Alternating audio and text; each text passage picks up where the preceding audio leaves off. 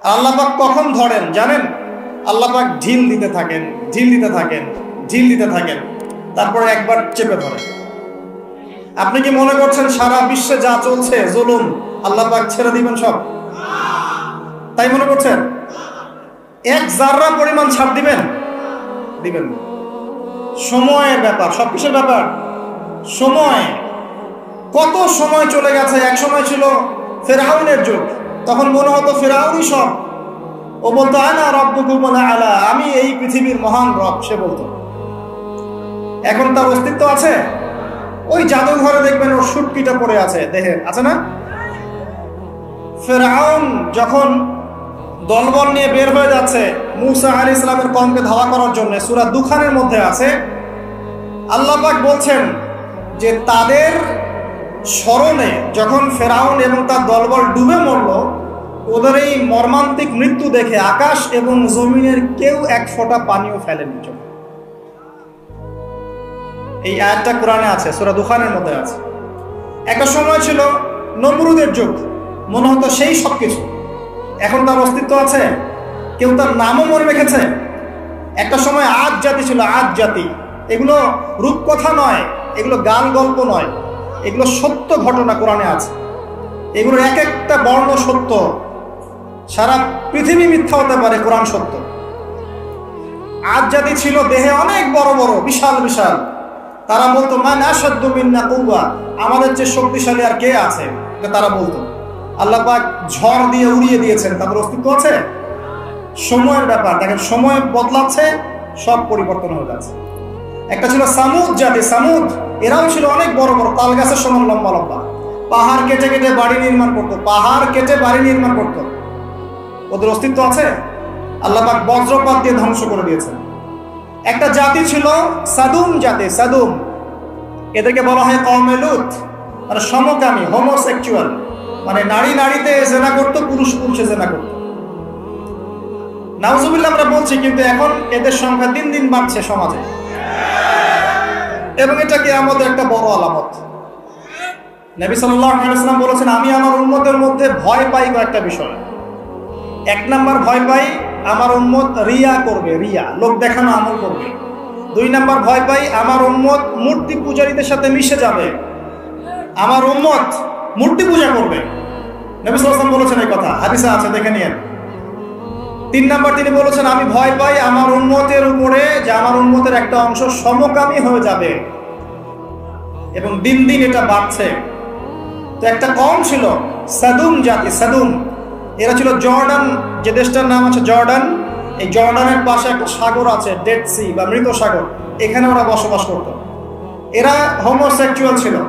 তারা তখন বলতো আমরা পবিত্র, কে আছে আমাদেরকে শাস্তি দিবে, হে লূত তুমি যদি পারো আল্লাহর শাস্তি নিয়ে আসো, এরকম করে বলেছিল। যদি পারো আল্লাহর শাস্তি নিয়ে এসে দেখাও। আল্লাহ রাব্বুল আলামিন দুইজন ফেরেশতাকে পাঠিয়েছিলেন, জিবরাইল, মিকাইল। ওই জায়গাটাকে পাখা দিয়ে তুলে আসমানে উঠিয়ে আবার জমিনে ধসিয়ে দিয়েছে। এটা রূপকথা নয়, এটা কোরআনে বলা আছে। ওদের অস্তিত্ব কি এখন আছে? নাই। ওই সাগরটার অস্তিত্ব আছে, ওই সাগরে কোনো মানুষ ডোবে না, ওখানে কোনো প্রাণের অস্তিত্বই নাই, এমন ভাবে আল্লাহ পাক ধ্বংস করেছেন। আমি বলছি সব সময়ের ব্যাপার। দেখেন কওমে নূহ, নূহ আলাইহিস সালামের কওম আছে এখন? নাই। আদ, সামুদ, মাদিয়ান, শুআয়ব আলাইহিস সালামের কওম মানুষকে ঠকাতো, ছিনতাই করত, মাপে কম দিত, এবং মানুষকে খুব বেশি বেশি পেটাতো, মানুষকে মারতো, খুব কঠিন ভাবে মারতো। এখন কিন্তু এই সুন্নাত চলছে, মানুষকে কঠিন ভাবে মারা হয়। তো এই সুন্নাতটা শুআয়ব আলাইহিস সালামের কওমের, এবং সেই কওম প্রথম কওম যাকে আল্লাহ পাক পৃথিবীতে ভূমিকম্প দিয়ে ধসিয়ে দিয়েছে। এদের অস্তিত্ব কি এখন আছে? নাই।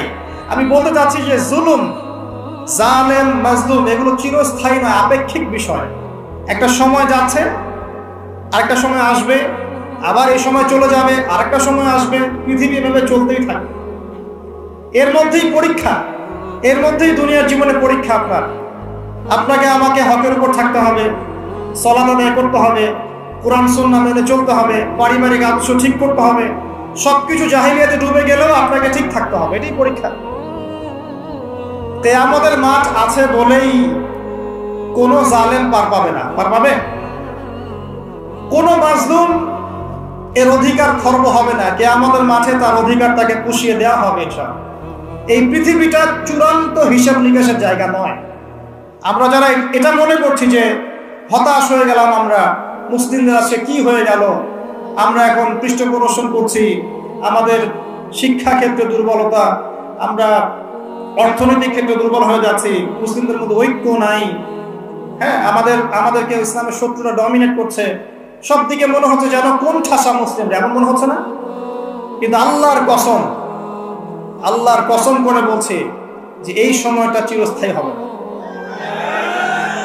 আল্লাহ পাক লিখে রেখেছেন কিভাবে প্রেক্ষাপট পরিবর্তন হবে, কার মাধ্যমে হবে, কিভাবে হবে, আল্লাহু আ'লাম, আমরা জানি না।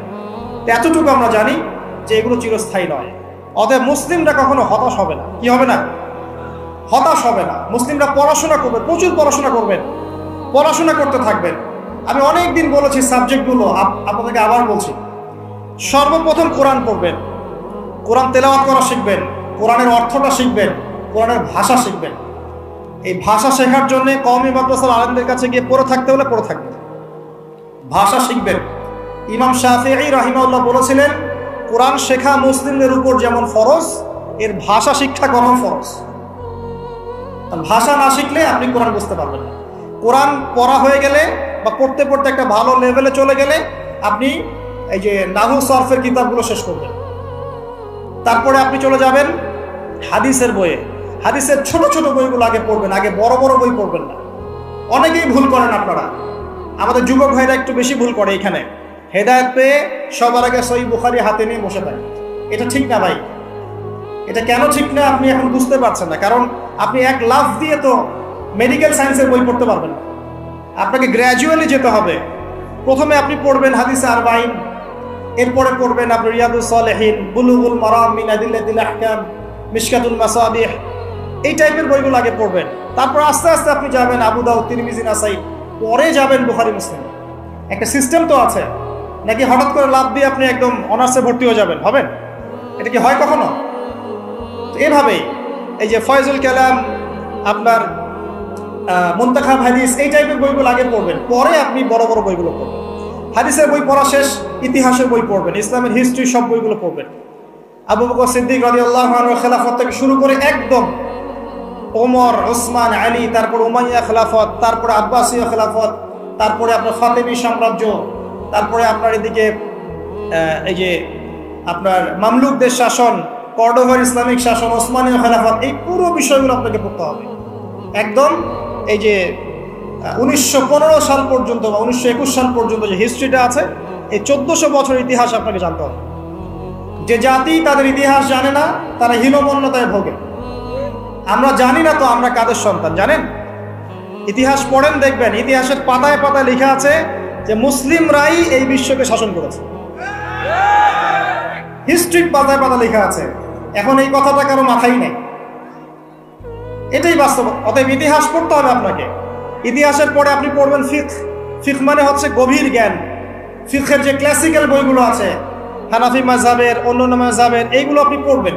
এখানে আপনি সাম্প্রদায়িক হবেন না, জ্ঞানটাকে উদার করবেন, মৌমাছির মতো হয়ে যাবেন। যেখানে জ্ঞান সেখানে চলে যাবেন, যেখানে জ্ঞান সেখানে যাবেন। এমন করবেন না যে আপনি একজন আলেমকে ফলো করেন, তারই বক্তব্য শুনবো, তারই বই পড়বো, অন্য কারো বই পড়বো না, বক্তব্য শুনবো না, এমনটা করবেন না। এই টাইপের কাজ যারা করেছে এরা ওই সাত কানার হাতি দেখার মতো অবস্থা হয়েছে। কথা বুঝতে পারছেন না? একটা হাতির, কেউ বলছে হাতিটা খাম্বার মতো, কেউ বলছে পাখার মতো, কুলার মতো, ইত্যাদি। এক একজন এক একটা অংশ পেয়েছে। ইসলাম একটা প্রশস্ত বিষয়, এই জন্য ফিকহের প্রশস্ত বিষয়গুলো পড়বেন। তখন দেখবেন যে আমলগুলো করা হচ্ছে, আপনারটার যেমন দলিল আছে ওই ভাইয়েরটারও দলিল আছে। কথা বুঝতে পারছেন না? তখন দেখবেন যে ওই ইখতিলাফি মাসআলাগুলোকে নিয়ে আর মসজিদ ভাগ হবে না ইনশাআল্লাহ। কেন ভাগ হয়? কারণ আমরা ফিকহের গভীর জ্ঞান জানি না। মনে করে আমি যেটা করছি এটাই সহি, বাকিরা যেটা করছে ওটা ভুল, জাল জয়ীফ। জাল জয়ীফের আপনি কি বোঝেন? আপনি কি মুহাদ্দিস? আপনি বড়জোর বলতে পারেন হাদিসটাকে অমুক মুহাদ্দিস জাল বলেছেন, এটা বলতে পারেন না। যাই হোক, এখানে অহংকার প্রদর্শন করা ঠিক হবে না, ফিকহের ক্ষেত্রে উদার হয়ে যাবেন, কারণ আমরা মুসলিমরা সবাই ভাই ভাই, আমরা সবাই ভাই ভাই। আমাদের মধ্যে কিছু বিষয়ে ইখতিলাফ থাকতে পারে, এবং এটা ছিল, আছে এবং থাকবে। এর মানে এই নয় যে আমি একমাত্র জান্নাতের সার্টিফিকেট প্রাপ্ত আর তারা সবাই বাতিল ফেরকা, এমন নয় বিষয়।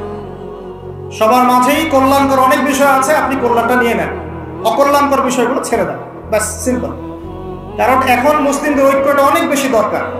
যদি মুসলিমদের ঐক্য থাকতো আজকে এই দুর্দশা হয়তো হতো না। ঐক্য নাই, কোনো বেজ নাই, সবাই তো এখন কামড় দিবে, সবাই দায়ী, অন্যকে দায়ী করার দরকার নাই তো। দোষ তো আমার, দোষ তো আপনার, আপনি আমি তো এক হই নাই, তো মানুষের দিকে আঙুল তোলার দরকার নাই তো।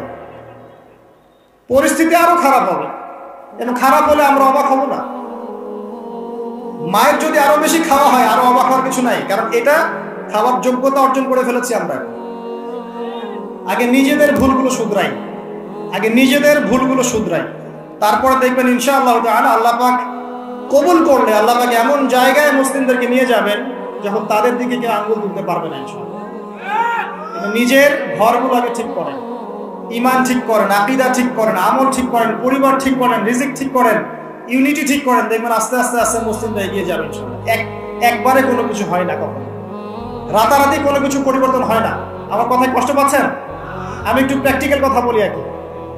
এটাই প্র্যাকটিক্যাল বিষয় আমার কাছে মনে হয়, যে প্রথমত আমাদের মধ্যে ত্রুটি আছে, আমাদের মধ্যে ল্যাকিংস আছে, আমাদের মধ্যে ত্রুটি আছে, দোষ আছে, এগুলোকে আমাদেরকে সলভ করতে হবে, তারপরে আমরা সামনে আগাতে পারবো।